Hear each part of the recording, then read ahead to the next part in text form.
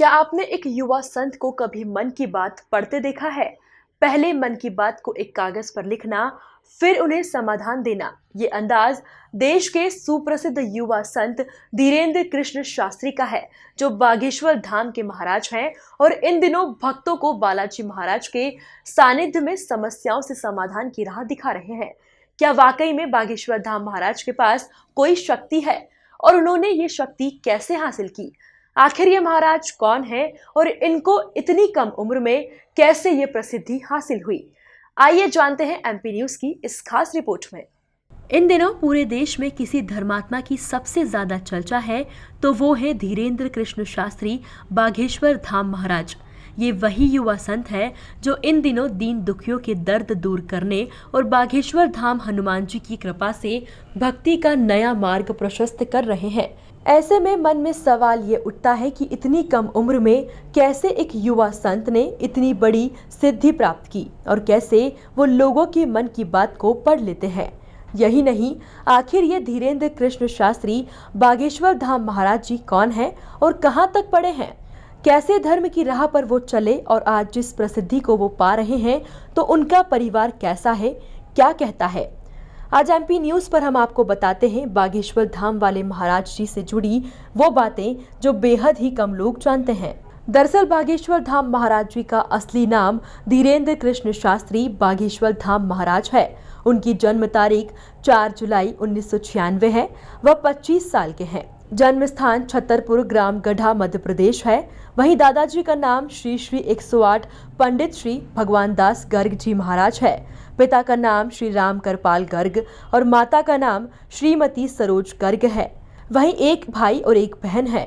दरअसल बागेश्वर धाम वाले महाराज बचपन से ही अपने माता पिता के एक छोटे से घर में रहते थे। उनका घर केवल एक छोटा सा कमरा था जहाँ पिताजी कुछ नहीं करते थे और बचपन से उन्होंने गरीबी को बहुत करीब से देखा था।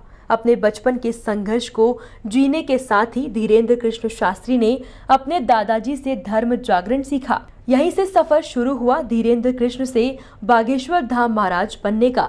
उस वक्त उनके दादाजी संत थे और निर्मोही अखाड़ा से जुड़े थे और वहीं बागेश्वर धाम महादेव के चरणों में सेवा किया करते थे। अपने दादाजी का भक्ति भाव देखकर धीरेंद्र कृष्ण भी प्रभावित हुए और वहीं से उनका मन भी परिवर्तित हुआ और वे अपने दादाजी के साथ ही रहने लगे। कई साल अपने संत दादाजी के साथ बिताने के बाद उन पर हनुमान जी की कृपा हुई और वो बागेश्वर बालाजी की आराधना करने लगे। इसी दौर में वो भागवत गीता के प्रवचन देने लगे और मिलने वाली दक्षिणा से जीवन यापन करने लगे। बाद में उन्होंने दक्षिणा लेना भी बंद कर दिया।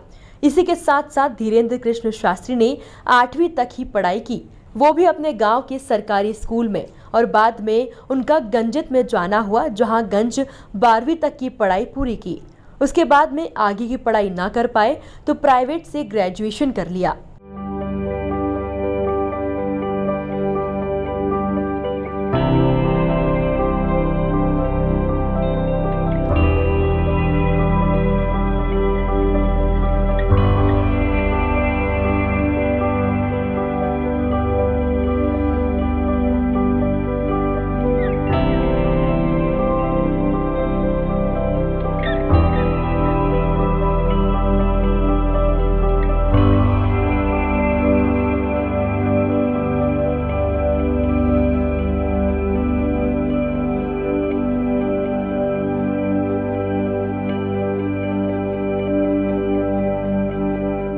खुद बागेश्वर धाम वाले महाराज जी का मानना है कि उनकी सबसे पहली गुरु उनकी माता जी हैं, जो शुरू से रामायण गीता पढ़वाती थी।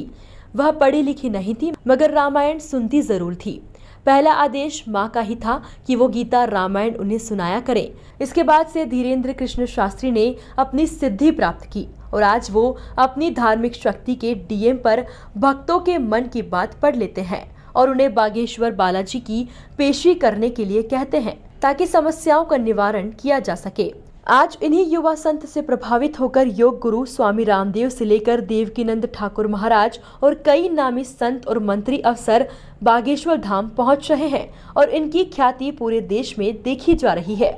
इसी के साथ साथ बागेश्वर हनुमान जी के आशीर्वाद का अनुपम एहसास भी अनुयायियों को हो रहा है।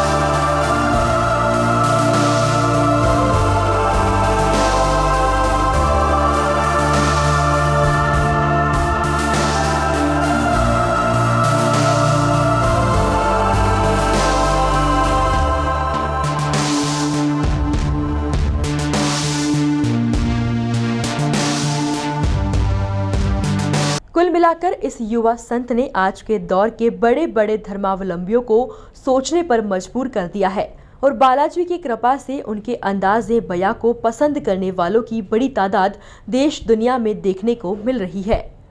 MP न्यूज़ के लिए महेंद्र सिंह की रिपोर्ट।